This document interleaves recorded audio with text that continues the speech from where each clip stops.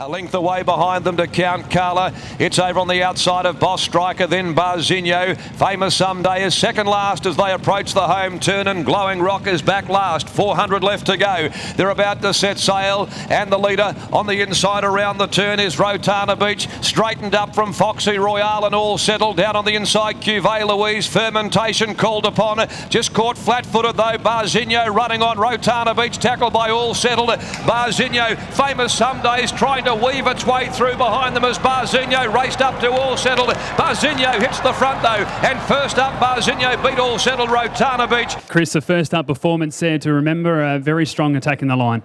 Yeah, he's always been a lovely horse. It's probably wants to get over a bit of ground, but yeah, 12 under today. We kept him as fresh as we could, and good ride from Jared. Just said let a few go and give him something to chase, because I think he led in a couple of his starts last prep and he's still very green in front. But no, to win over 1200 for a horse that's going to get out over ground this prep is a good effort. I mentioned in the preview that there were so many positives. The speed was one, but also going through the form lines. I mean, finishing behind the Cobbler and George and Ernie, these types that ran in the Group 2 Guineas, they were strong form lines, and they've held up even in the Magic Millions last week. Yeah, that's right. And that was obviously his first racing preparation. So he had a couple of trials and 3 runs, and then his first 2 runs were very good, and at his last start he had enough. So we put him away after that and brought him back for a bit of a derby prep. We'll see how far he can get as to how far he can get out of a distance and how far he makes it in the prep. But yeah, it was a good start today. It'll be certainly a good journey too. What do you think his ideal distance is? I really don't know yet, but from day one he's always been very clean-winded, big stride, big loping stride sort of thing.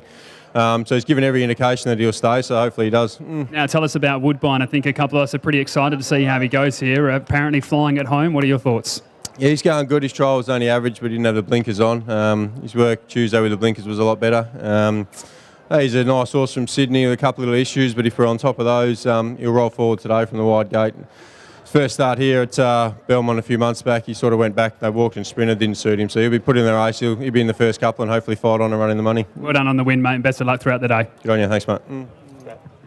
With winning jockey now, Jared Noske. Jared really suited in that race with the speed that you're just able to sit a little bit colder than normal and work into the race nicely. He's quite a nice horse, he's come back better this prep, so yeah, quite exciting. I think he's going to be better when he gets up over a bit of ground, so should do that over 1200, yeah, pretty wrapped. Were you impressed with that turn of foot? The look of those, you were coming around the turn, you just had to get out because he was ready to take off.